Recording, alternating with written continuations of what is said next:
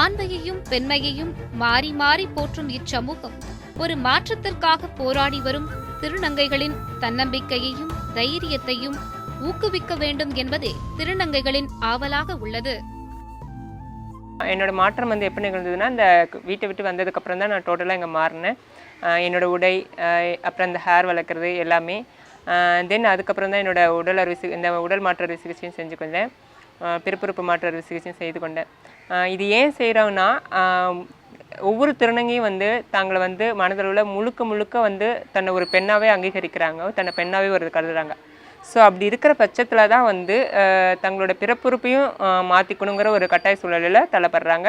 Plus ஒரு பெண்ணாக தான் வாழணும்னு விருப்பப்படுறாங்க. ஸோ அப்படி இருக்கக்கூடிய ஒவ்வொரு திருநங்கைகளும் தங்களுக்கு வந்து அது ஒரு தேவையில்லாத ஒரு ஒட்டுறுப்பாக தான் தங்க கருதுவாங்க. ஸோ அப்படி இருக்கிற பட்சத்தில் தான் அந்த மாற்று அறுவை சிகிச்சையை வந்து மேற்கொள்கிறாங்க.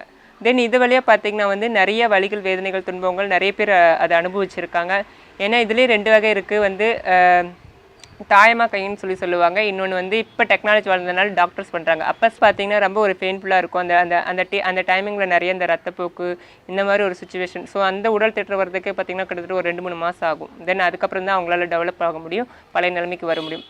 ஏன்னா இது சராசரியாக இருக்கக்கூடிய எந்த ஒரு ஆணும் பண்ண மாட்டாங்க. ஏன்னா தன்னோட ஆணுங்கிற அடையாளத்தை ஃபுல்லாக அழிக்கணுங்கிறதுக்காக தான் இந்த பெண் மாற்று அறுவை சிகிச்சை வந்து எல்லா திருநங்கைகளும் செஞ்சுருக்காங்க. தன்னை முழுக்க ஒரு பெண்ணாக நினச்சி, பெண்ணாக கருதி நினைக்கிற திருநங்கைகள் மட்டும்தான் இந்த அறுவை சிகிச்சையை மேற்கொள்ள முடியும். அண்ட் தென் அது மட்டும் இல்லாமல் பார்த்திங்கன்னா, இந்த சொசைட்டி வந்து இன்னமும் அவங்கள வந்து ஒரு தப்பான வியூவில் தான் பார்க்குது. ஸோ அதனால் அவங்கள வந்து ஒரு ஆணாவோ இல்லை ஆண் அடையாளத்தோடு கூப்பிடணும்னு நினைக்காதீங்க. ஏன்னா எந்த ஒரு சராசரியானும் இந்த ஒரு மேஜர் சர்ஜரி இந்த அளவுக்கு பண்ண மாட்டாங்க. தன்னை பெண்ணாக நினச்சி முழுக்க உணர்ச்சி பூர்வமாகவும் மனசளவுன்னு பெண்ணாக நினச்சி கருதுறவங்க தான் இந்த மாதிரி சர்ஜரி பண்ணுறாங்க. ஸோ அப்படி இருக்கக்குள்ள அவங்கள ஆண் அடையாளத்தோடையோ ஆணுங்கிற ஒரு பார்வையில் பார்க்கக்கூடாதுங்கிறது என்னோட இந்த சொசைட்டிக்கு வியூ. ஸோ அவங்களும் வந்து முழுக்க பெண்களாக தான் கருத வேண்டும், அவங்களும் மதிக்கப்பட வேண்டும். ஸோ அவங்களோட உரிமைகளையும் மறுக்கப்படக்கூடாது.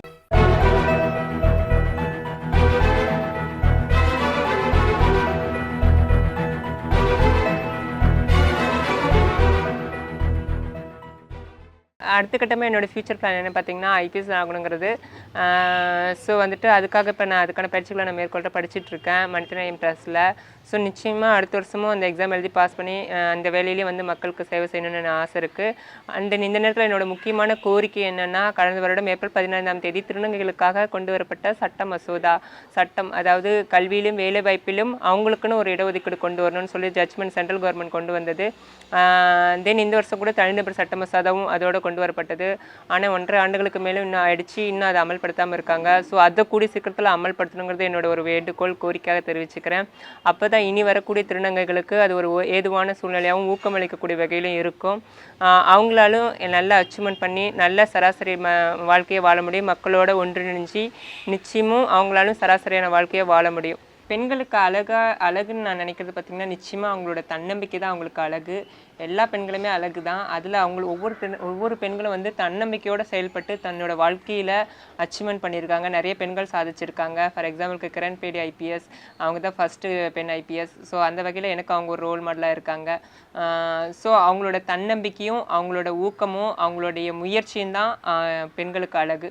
ஸோ அந்த வகையில் தன்னம்பிக்கையோடையும் முயற்சியோடையும் கண்டிப்பாக விடாப்படியாக அடுத்த கட்டமாக நான் என்னோடய ஃபர்தராக ஃப்யூச்சருக்கு என்ன பிளானிங் பண்ணுமோ அந்த ஐபிஎஸ் படிக்கிறதுக்கு அதையும் நான் எடுத்துகிட்டு கண்டிப்பாக படிப்பேன்னு இருக்கேன். அண்ட் தென் இந்த சொசைட்டிக்கு நான் சொல்ல வரும்போது என்னென்னா, ஃபர்ஸ்ட் ஆஃப் ஆல் பேரண்ட்ஸ் தான். ஏன்னா அவங்க அவாய்ட் பண்ணுறதுனால தான் அவங்களோட லைஃப் ஸ்டைல் மாறுது, அவங்க வீட்டை விட்டு போகிற சுச்சுவேஷனில் தான். ஸோ தயவு செஞ்சு பேரண்ட்ஸ் அவாய்ட் பண்ணாதீங்க. இந்த சொசைட்டியும் வந்து அவங்கள தப்பான வியூவில் பார்க்கக்கூடாது. அவங்கள என்கரேஜ் பண்ணணும், சப்போர்ட் பண்ணணும், அவங்களே படிக்க வச்சு நல்ல ஒரு வேலைவாய்ப்பு அவங்களுக்கு உருவாக்கி கொடுக்கணும். அதுக்கு இவங்களோட சப்போர்ட்ஸ் எல்லாமே இருக்கணும். ஃபர்ஸ்ட் ஆஃப் ஆல் தப்பான வியூவில் பார்க்கக்கூடாது. ஸோ இவங்கெல்லாம் என்கரேஜ் பண்ணாங்களா நிச்சயமாக அவங்களாலையும் நல்லா அச்சீவ்மெண்ட் பண்ண முடியும். எல்லா திருநங்கைகளையும் கண்டிப்பாக எல்லா திருநங்கைகள்ட்டும் இண்டிவிஜுவலாக தனிப்பட்ட திறமைகள் இருக்குது. ஒவ்வொருத்தரும் எழுத்தாளர்கள் இருக்காங்க, டீச்சர்ஸ் இருக்காங்க, மருத்துவத்துறையில் இருக்காங்க, இன்ஜினியரிங் காலேஜில் படிச்சுட்டு இருக்காங்க, ஸோ கதையாசிரியர்கள் இருக்காங்க, கவிதை எழுதுறவங்க இருக்காங்க. இப்படி ஓவியம் வரையவங்க இருக்காங்க. நிறைய திறமைகள் வந்து திருநங்கைகிட்ட ஒளிஞ்சிருக்கு. யூஸ்வலாகவே எல்லா திருநங்கைகிட்டையும் அடிப்படையாகவும் ஏதோ ஒரு தனிப்பட்ட வகையில் ஒவ்வொரு திறமை எல்லாருக்கிட்டையும் ஒளிஞ்சிருக்கு. ஆனால் அதுக்கான வாய்ப்புகளும் ஆப்பர்ச்சுனிட்டிஸும் யாருக்குமே அமையறதில்ல, கிடைக்கிறதில்ல.